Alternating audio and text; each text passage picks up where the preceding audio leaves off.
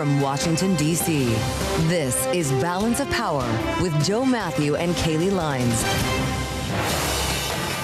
Looks like another swing and a miss. Welcome to the Wednesday edition as the Senate prepares to vote again on a stopgap to reopen the government, knowing that it will fail once again. I'm Joe Mathieu alongside Tyler Kendall in Washington on this day 22 of the government shutdown. Thank you for joining us, Tyler. You know how you can finish the line for me at this point. Day 22 of the shutdown, and what? No sign of this ending. No sign of this ending. Now the second longest government shutdown in U.S. history. And Joe, the reality is the House has been out of session since September 19th. Yeah, it's been a month. The Senate is expected to adjourn tomorrow for the weekend, and President Trump is heading out of town. He has this overseas visit in Asia that he's going to leave for on later this week. I believe you're going on that trip, as a matter of fact. And so that's why a lot of people are suggesting that this could be a record shutdown. Of course, the record set in the first Trump administration at 35 days, but we could be talking about this at Thanksgiving at the rate we're going here. And we're going to get an update coming up from Jack Fitzpatrick at Bloomberg Government. And interesting, Chairman of Ways and Means is going to come on to talk to us as well. Right, because one of the big questions here is this stopgap measure that they keep voting on. It funds the government until November 21st if it passes. But Joe, is that really viable at this point as we wait for some sort of update? Because when they passed that back in September, it looked like they had a lot of time to work out some differences. But now we're just inching closer to that date. Right. What was once 7 weeks is now just a couple of minutes, it seems like. And there are great questions about whether there'd be enough time to pass spending bills to then have a budget for the next fiscal year. So we're going to talk about all of this. We'll get an update, as we mentioned, from Capitol Hill, and we'll dig into this with Congressman Jason Smith, the Republican in charge of the Ways and Means Committee. Tyler, all that ahead this hour. Right, exactly. Something that the markets are watching. Of course, also putting on your radar, we just heard from President Trump on Truth Social saying that he spoke to Mary Barra of General Motors, talking about their stock and what's happening there. So for an update and the latest, we go to Alexis Christoforous from World Headquarters in New York for a look at Wednesday's trade. Hey, Alexis. Thanks a lot, guys. Stocks are extending their losses here. Reuters reporting the U.S. is considering restrictions of exports to China linked to software. We have the Dow Industrials down about 205 points, the S&P 500 down 39, the NASDAQ Composite sliding nearly 260. Speaking of sliding, gold and silver extending declines after yesterday's big sell-off, with gold falling another 1.7% today, closing in on $4,000 an ounce. Tesla in the spotlight. Earnings due after the closing bell. Analysts expect a decrease in adjusted earnings from the previous year, despite record EV sales for the quarter. Tesla's also recalling nearly 13,000 vehicles over an issue that can cause a sudden loss of battery power, increasing the risk of a crash. The recall affects Model Y and Model 3 vehicles produced from March through August of this year. Last month, you'll remember, a Bloomberg investigation into Tesla's electric-powered doors sparked an investigation by federal officials. Elsewhere, we have got shares of Netflix plunging 10% after a $600 million tax hit from Brazil slammed Q3 earnings. Otherwise, it was a strong earnings report thanks to higher ad sales and hits like K-pop Demon Hunters, the streaming service's most popular film ever, with 325 million views. Meantime, Mattel and Hasbro are going all in on this K-pop craze, producing toys, collectibles, and games based on that popular animated film. They're not going to be here in time for the holidays, though. The products will be available next year. For on-demand news 24 hours a day, subscribe to Bloomberg News Now wherever you get your podcasts. I'm Alexis Christoforous. That's your Bloomberg Business Flash. Back over to Tyler and Joe and Balance of Power. All right, Alexis, thanks so much. As Alexis mentioned, I'm Tyler Kendall here in Washington alongside Joe Mathieu. And as Joe just outlined, we are now in day 22 of a government shutdown, officially the second longest in U.S. history. And Democratic leaders are trying to get on President Trump's schedule before he heads out of town and goes on this trip to Asia. And President Trump yesterday signaled an openness to talk to them, but said that none of these negotiations around health care provisions are going to happen until the government reopens. We heard from House Speaker Mike Johnson earlier today addressing that possibility. Republicans cannot and will not solve it in a backroom deal. Chuck Schumer has been suggesting that four leaders should go into a smoke-filled back room like they used to do in the old days and create this solution. It's not a possible thing to do. It was never appropriate. It's not possible to put on a continuing resolution because it's such a complex issue. Well, hold that cigar, because we want to spend some time with Jack Fitzpatrick, who's not in a smoky back room, but in fact in the Senate Russell Rotunda right now. Jack, I don't know where to go anymore with this. We've been talking about it for 22 days. The talking points haven't changed. Republicans say it's the Schumer shutdown, and Democrats need to come back and reopen the government. At what point does the conversation change, or do we just keep cruising to a record? We could cruise to a record, and it's worth keeping in mind this is already the longest total government shutdown of all time. They have not passed any appropriations bills. When you compare to that 2018 into 2019 shutdown, all of the Defense Department was already funded. Most of the money in question was already appropriated, and it was a rather small partial shutdown. So you've seen them grin and bear it and get through a long total shutdown. I do think you can circle November 1st on your calendars. Obviously, Democrats have talked for weeks now about the start of open enrollment under the Affordable Care Act as a political pressure point to try to force negotiations. I would point out that October 31st, the day before that, is the next scheduled military pay date. And while the president found a way to move money around for the October 15th pay date, there's not a clear plan on what's going to happen for the next paychecks for members of the military. The warnings that SNAP nutrition aid could dry up on November 1st coincides with that. And then, of course, eventually this whole debate about a stopgap going through November 21st becomes a moot point because it's stale and that's not a useful date. So I think as we get towards the beginning of November and maybe into early November, that's when you can see some signs of political pressure where they have to have negotiations. But that's not in the imminent future. So they're still digging in and ready to keep this shutdown going for at least a little while longer. Well, let's talk about that stopgap measure. And Jack, I want to pull on your expertise here because we're hearing murmurs that maybe on the table could be a one-year continuing resolution. Is that actually a viable option that's being discussed? How problematic of a solution would that be? It's definitely seen as a problematic and unfortunate solution. It does sound like it's on the table. We heard from John Thune, the Senate Majority Leader, saying that is an option. And surprisingly, you've heard for a while now a drumbeat from the most conservative members of the House saying, let's take a full year CR, a stopgap that just runs the government on autopilot for the rest of the year. Usually they hate CRs, but freezing funding is effectively a cut adjusted for inflation. So that's a position that's somewhat widely held among Republicans. The appropriators who are in charge of trying to actually put together funding bills have put their foot down and said, absolutely not. We want to do our jobs. We want a real deal. But that's not all the members of Congress. So there is a threat of a second consecutive full year continuing resolution, which raises a lot of questions about the governance of the federal budget. But there are at least some members who are very upset at that implication and are trying to fight against it. What's Senator Merkley up to, Jack? He's been talking for over 18 hours. I guess he had to loosen his shoelaces because he's been standing for so long here. But what's the point of the filibuster if he's not actually holding up a bill or helping to reopen the government?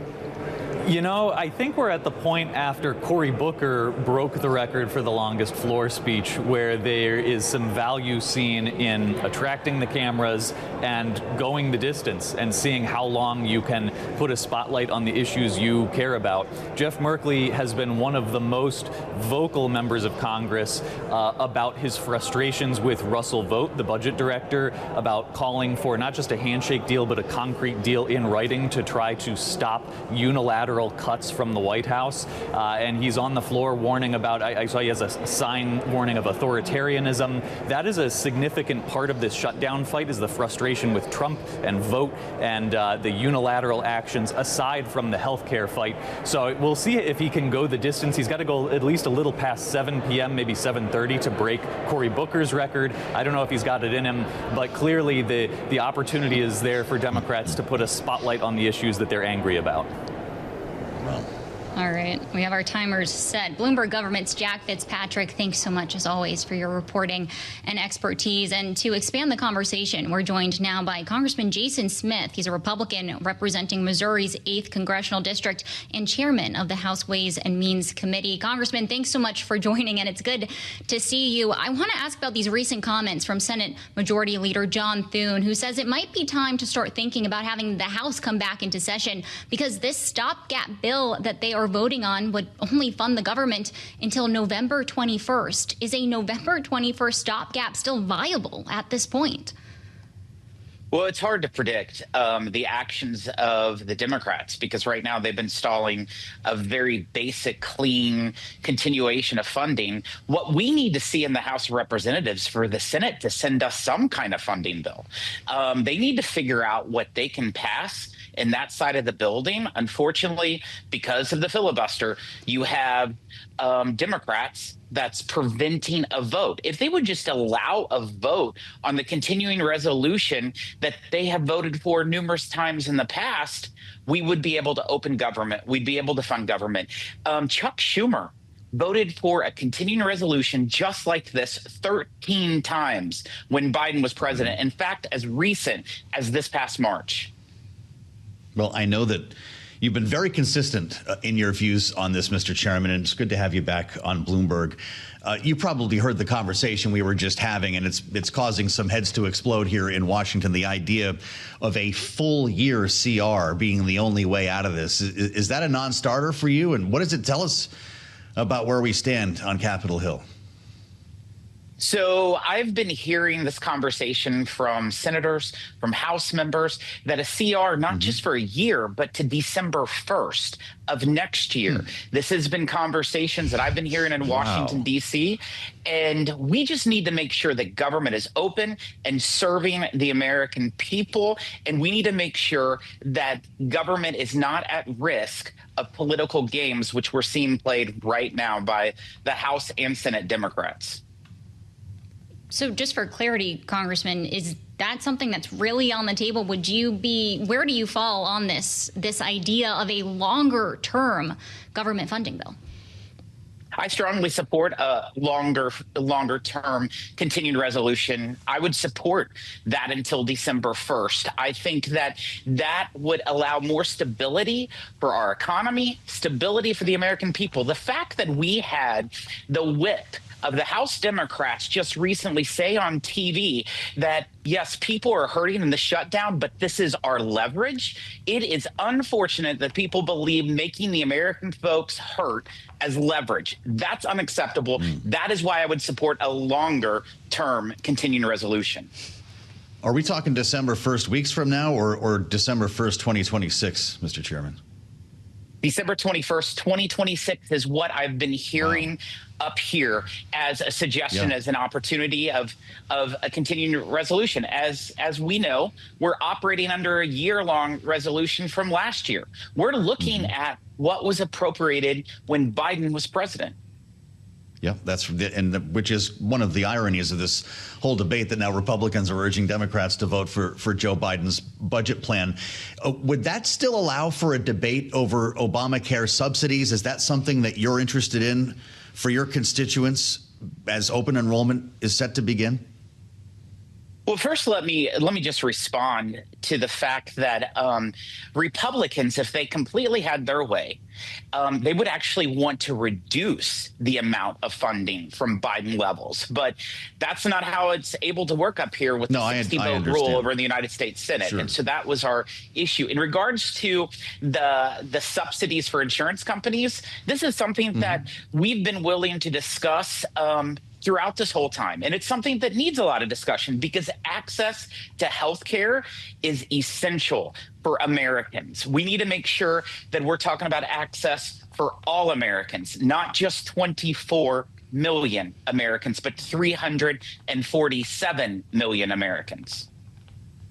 Well, Senate Majority Leader John Thune has floated that there could be an up and down vote once the government reopens on a one-year extension of these expiring Affordable Care Act premium subsidies. But Democrats say that they don't want to get on board with that because there's no guarantee that such a vote would happen in the House. Do you think that this is something that House Speaker Mike Johnson should bring to the floor so there is at least this debate on perhaps structural changes or some sort of extension down the road? I would not be support of a one-year extension period without reforms. There has to be reforms. The corruption that's within the program, there's 24 million people that are on the Obamacare exchanges.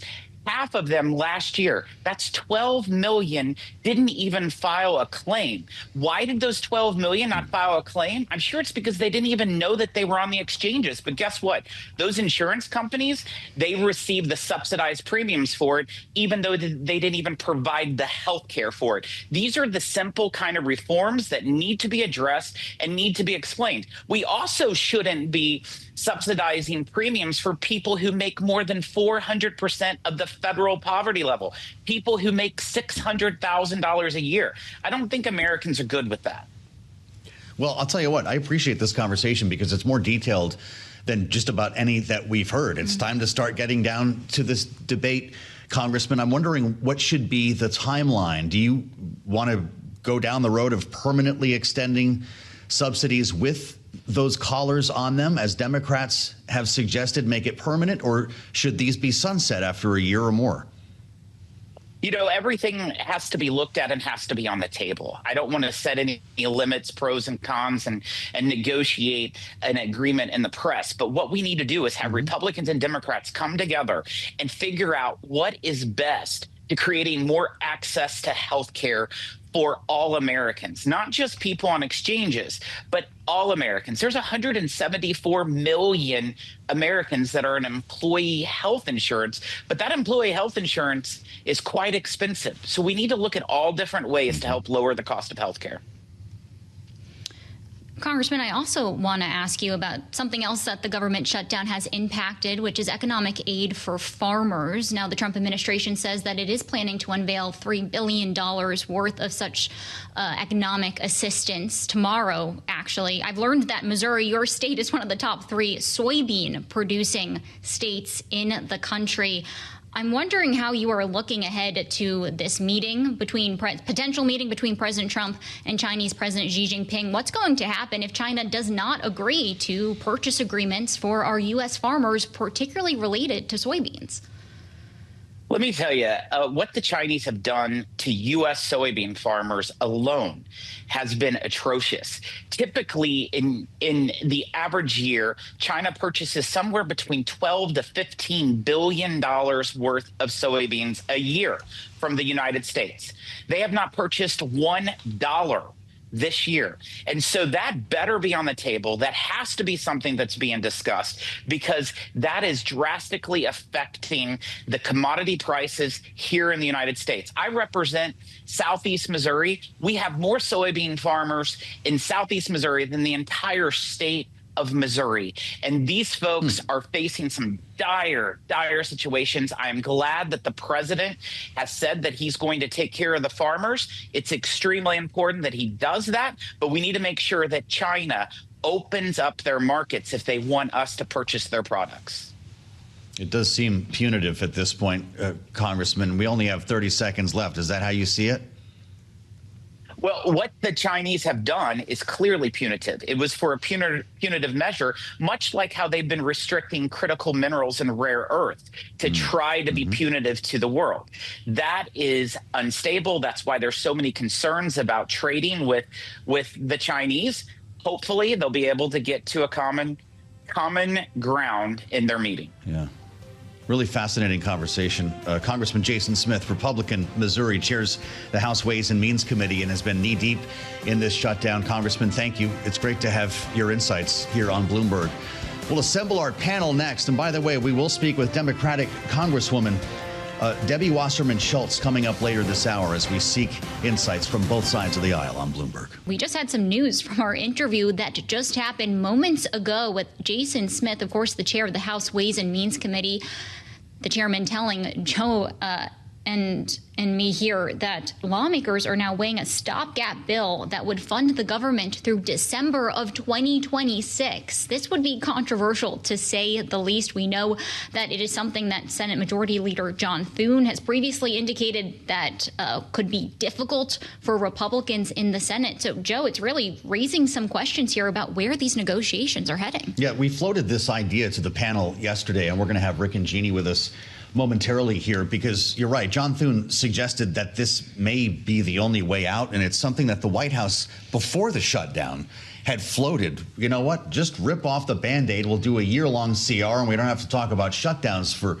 a while. To hear the chair of the Ways and Means Committee extend this through December of 2026 was unexpected, and I'm not sure if he's speaking for the Republican conference. He's clearly not going to be controversial at the White House, but Speaker Johnson may not love this idea. Right, and a lot of Senate Republicans don't love it either. We heard from Susan Collins, of course, a top appropriator in the Senate, just yesterday, saying that she is adamantly opposed to a long-term CR. So that is raising questions about the viability, but certainly news here on Balance of Power. Of course, the Freedom Caucus will throw up as soon as this gets their way as well. So let's find out what the panel thinks, because indeed, we may be heading for a very different scenario than we were talking about just a couple of days ago. Bloomberg Politics contributors Jeanne, Zaino, and Rick Davis are with us right now. Jeanne is our Democratic analyst and democracy visiting fellow at Harvard Kennedy School's Ash Center. Rick, our Republican strategist, partner at Stonecourt Capital. Jeanne, did Jason Smith just tell us how this movie ends? He very well may have. I mean, that was just fascinating. And of course, what are we talking about? We're talking about Joe Biden still living in Washington, D.C. We're just going to continue with the Biden budget. I mean, it's utterly stunning and hard to explain, given a Republican leadership that came in under Mike Johnson and Thune, promising a return to regular order. Well, that's gone right away. And here we go. We're going to re-up Joe Biden's budget. I think that is just stunning. And I can't imagine appropriators around D.C. are excited to hear this may be how it ends. But boy, it is big news to hear him say that to you guys. So, Rick, what's your reaction here? How would these Republicans that are in favor of this long-term potential solution pitch it to the rest of the party? Yeah, I mean, I'm not sure, I would use the term in favor of, Tyler. I mean, I think even the chairman indicated it's like a desperate effort to fund the government at this stage. And I think it's going to be a hard sell in the United States Senate. I mean, as you pointed out, Susan Collins, who's been working very diligently as the chairman of the Appropriations Committee to craft a bipartisan budget, which was well on its way to getting done. I mean, the reason that the CR is only originally 60 days is because everyone thought in that period of time we could actually finish up these appropriations bills, actually doing something that Congress hasn't done in a long time, which is pass a budget that Donald Trump approves of. This is the real question as to, like, why did we take such a big step backwards in order to, just sort of kick the can on government funding? I don't know a single Republican in the Senate who wants to vote for Joe Biden's budget again. They've done it 3 times now. They don't want to do it again. And they've got the ability to pass these appropriations bills certainly before year end. And there's going to be a real push against this. I mean, this is not the funding that these guys want. And by the way, it still doesn't fix the insurance subsidies for the ACA. I mean, that's going to be laying around, stinking up Congress until it's fixed. And so, all of a sudden there's this like real traffic jam in Congress to get these things done in a way that isn't just kicking the can. Maybe okay with Donald Trump, but as a staunch fiscal conservative, the idea that we just keep funding Democratic budgets after winning a presidential campaign is just reverse thinking. Well, it's interesting because you're both saying some of the same things here. Jeanne, what's Chuck Schumer going to say about all this? To Rick's point, since this doesn't address what the Democrats raised to bring the shutdown to begin with in terms of the subsidies, I don't see how it moves through the Democrats that they need to get it through the Senate. So that would be a problem. But I do think, as you just imagine trying to explain to anybody on the street wait a minute, we've been through all of this and you're simply going to try to re-up what you did under Joe Biden? Why did we even elect you? I mean, I can't imagine this is a sell for the Republican base or the Democratic base. You know, I have empathy for these leaders in Congress and these chairs of these committees. They desperately want to reopen this government and get this thing done. I just can't see this as a winning message to either members or to their constituents. Well, from domestic to foreign policy issues, we also want to ask you both about some other news of day happening here in Washington. The NATO Secretary General Mark Rutte at the White House meeting with President Trump later this afternoon behind closed doors. His meeting here to the U.S. coming after we had the Ukrainian President Volodymyr Zelensky at the White House on Friday. And we heard from President Trump yesterday speaking about the potential future of a meeting between him and Russian President Vladimir Putin, now downplaying that that's going to happen. No, I don't want to have a wasted meeting. I don't want to have a waste of time, so I'll see what happens. But we did all of these great deals, great peace deals. They're all peace deals. They're agreements, solid agreements, every one of them. But this one, and I said, go to the line of battle, or the battlefield lines, and you pull back and you go home, and everybody takes some time off because you got two countries that are killing each other. President Trump there saying he doesn't want a wasted meeting in his terms. Rick, where do we stand on this? How is the dynamic being informed today with the latest on the war in Russia, as we have this NATO Secretary General, Mark Rutte, considered to be a close ally, a relatively friendly relationship between himself and President Trump? Yeah, I think Rutte does have a close relationship with Trump. He's come to the fire brigade before for Zelensky after that horrific meeting in August in the White House. He intervened and I think has been a really positive contributor to trying to get some continuity to the U.S. position on the Ukrainian defense of their country. And so anytime he's there, things seem to come out pretty well. And at least this time, you don't also see the Prime Minister of the UK and the President of France joining, because that was the other fire brigade last time that this went down. So I think that this is an opportunity, as you point out. Trump has flip-flopped on this position of having a meeting in Hungary with Putin, primarily, I think, based on reporting. Because of the comments that Lavrov, his top foreign policy person in Moscow, said, which is they're still stuck on this root causes have to be addressed, which means they've made no progress whatsoever.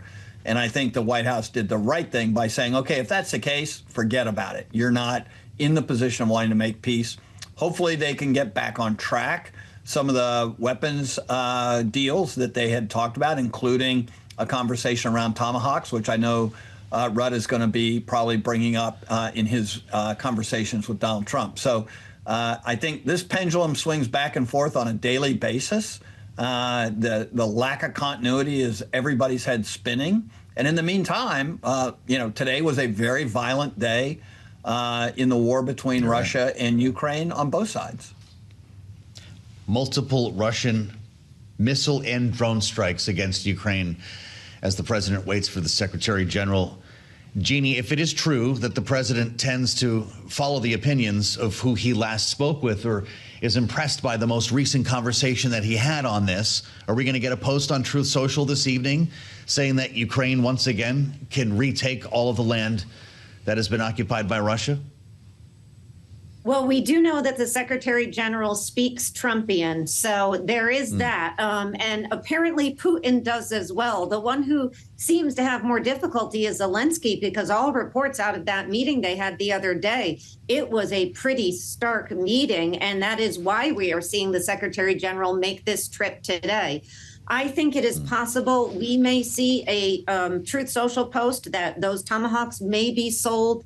But I think in the end, there's very little sense that that is going to make a huge difference on the ground. And I think what we are seeing is that Donald Trump and Vladimir Putin are continuing to have these conversations. They're important conversations, but that Vladimir Putin is not moving. He is not changing from where he started when this war started. And so I think Donald Trump canceling that meeting was a recognition that this is an immovable feast at this point. And he is sort of throwing up his hands once again and saying, not much we can do here, and I'm not going to waste my time, which doesn't bode well for what is going on in Kyiv and in Ukraine. And given the outsized population that Russia has, it's losing a lot of fighters, but much bigger than Ukraine. It desperately needs the support of the United States and NATO if they are going to make any headway. And I'm not convinced they will. And in the meantime, Lindsey Graham and the other senators who want these sanctions, they are still waiting to hear from the president. He hasn't even approved those. And that is what 80 bipartisan senators supporting those.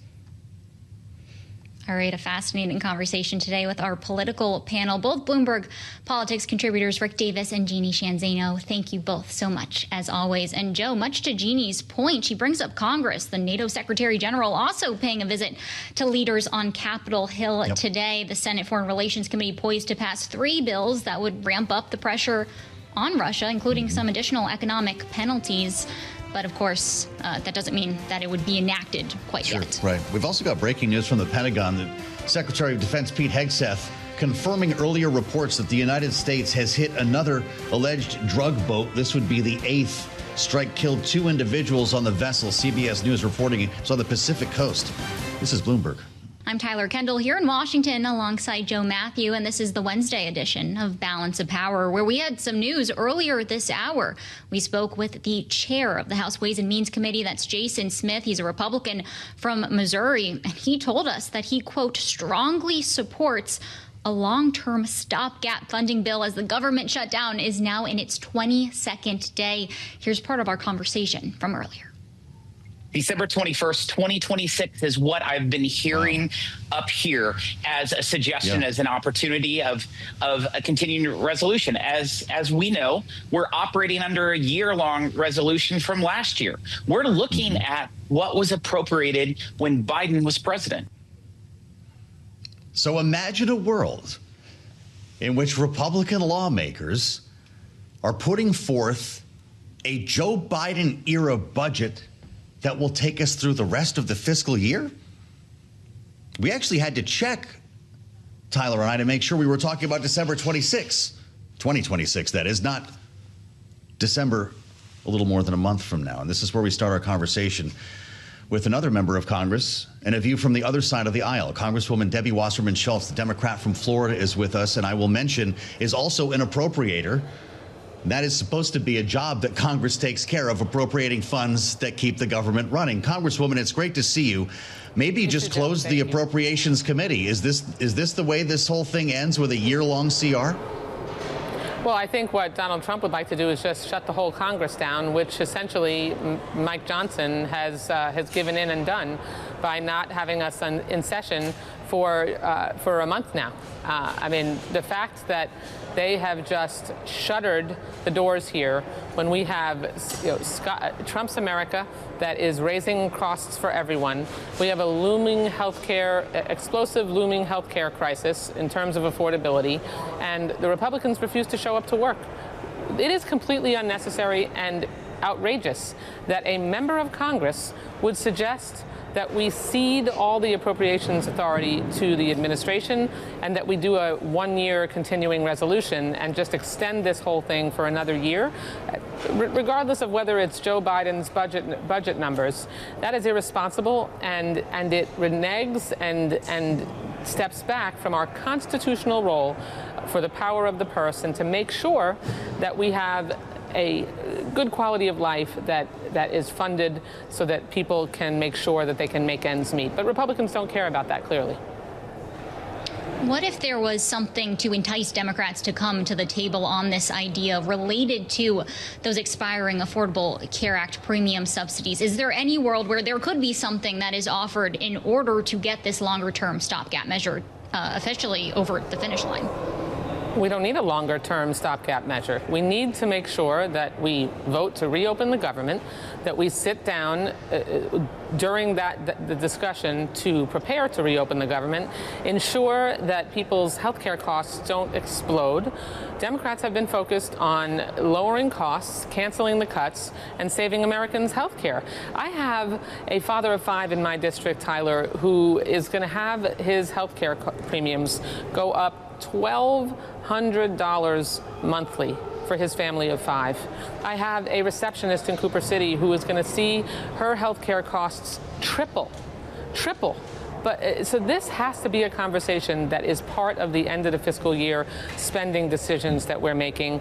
We do not need, we have made short-term continuing resolution agreements into the beginning of the following year, following calendar year. That's what we should do. And we're not going to cave into Republican threats. And we're not going to let Donald Trump continue to rummage around the federal budget and do whatever he wants with it. Well, it's interesting, Congresswoman, because whether it was Jason Smith with us today or many other Republican lawmakers who have talked to us over the past 22 days have said that if Democrats voted with us on the CR, we would already be engaged in negotiations about extending Obamacare premiums. And it sounds to me like this just boils down to a simple lack of trust. Is that where we are? Well, you know, if people who show you who they are, you should believe them the first time, as Maya Angelou said. They weren't willing to negotiate on the enhanced premium tax credits expiring before we got to this point. And there's no reason to believe that they would do that now. They need to commit to sitting down now, come to the negotiating table, call the House back into session, and negotiate an extension of those tax credits so that people's health care costs don't explode like Donald Trump has caused all other household costs to explode during his presidency.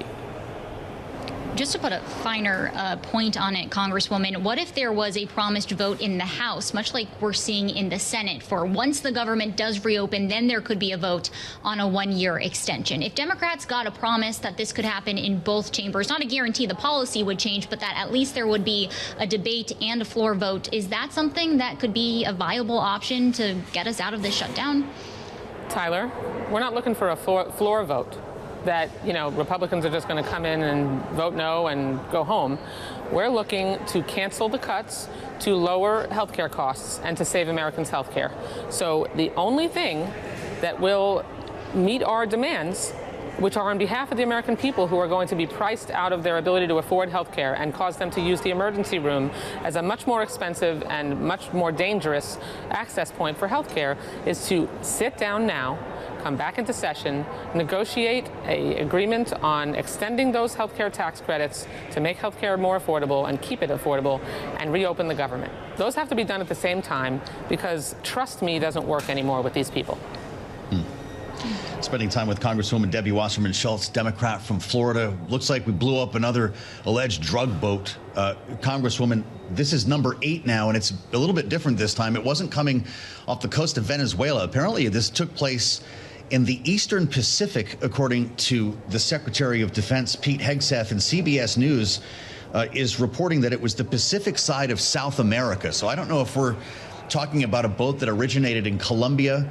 I guess there were a couple of people killed here, and there's been conversations on Capitol Hill about war powers. In fact, a War Powers Act resolution failed in the Senate. I know they're working up another one, but at what point will Congress have an answer to this kind of activity? Well, I mean, a War Powers Act is certainly appropriate, but, you know, this strategy is ludicrous. I mean, if you just kill people, then they are not able to give you the evidence and turn around and help us make sure that it leads to the arrests and the stopping of the drug trafficking and arrest the drug dealers that are running these narco terrorist routes.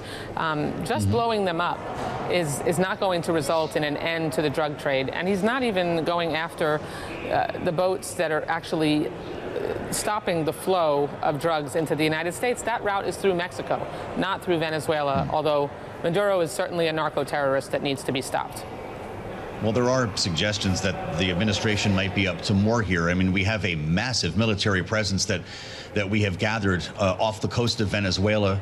certainly. A naval flotilla. We've been flying B-52s over the country. They at one point flew an F-16 or a couple of them over our boats. Is this going to be something that results in regime change? And could we see the same thing happen in Colombia? Joe, I can't underscore this enough. All of that Donald Trump is doing now is a distraction.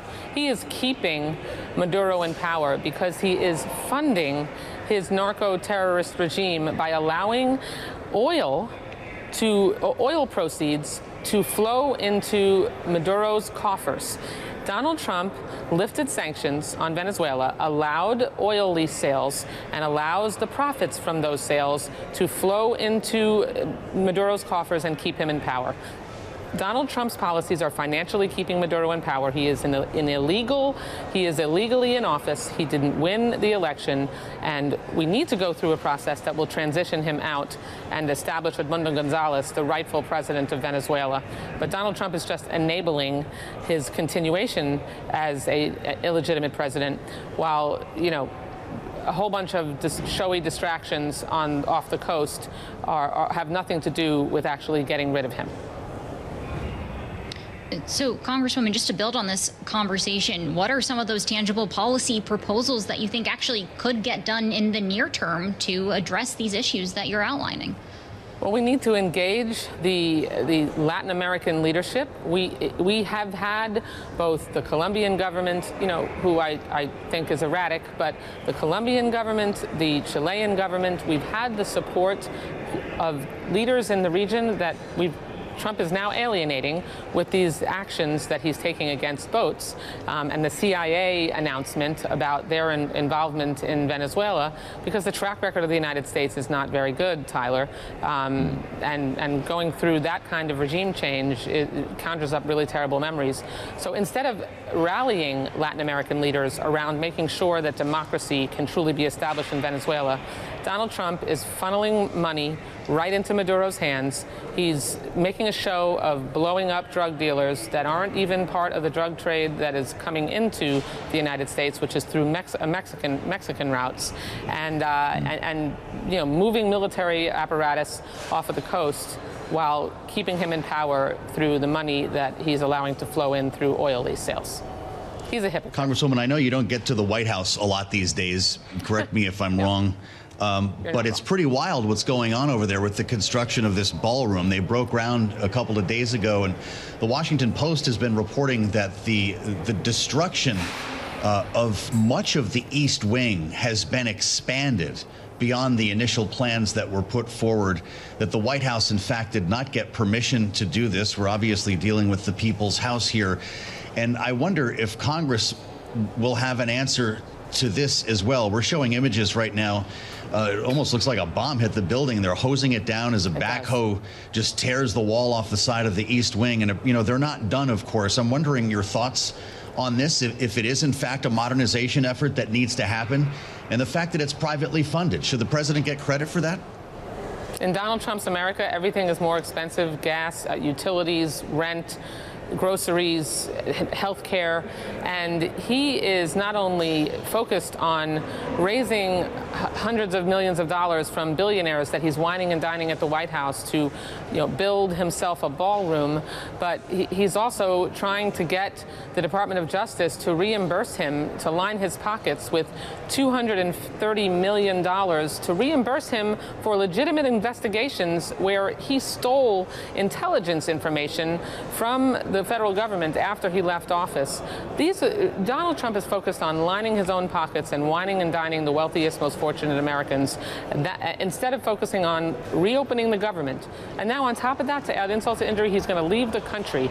That's unprecedented, to have a president leave the country and decide that foreign policy right now is more important than making sure he helps our parties sit down around the table, work together, get this government reopened, and stop the healthcare crisis, cost crisis that they are causing. All right, Democratic Congresswoman Debbie Wasserman-Schultz. She represents Florida's 25th district. Thanks so much for joining us here on Bloomberg Television and Radio. Joe, really a fascinating conversation today with the Congresswoman, hitting a lot of points, but of course, top of mind, the government shutdown, as we are now in day 22. Yep. pretty remarkable. And we're going to have a 23, by the way. They'll vote again on the CR in the Senate, and it will fail. We should note, by the way, with thanks to the Congresswoman, that gas prices have, in fact, been trending lower more recently. The White House kicked out quite a number of communiques when it fell below $3 a gallon on the national average, hitting a year-to-date low on October 18th.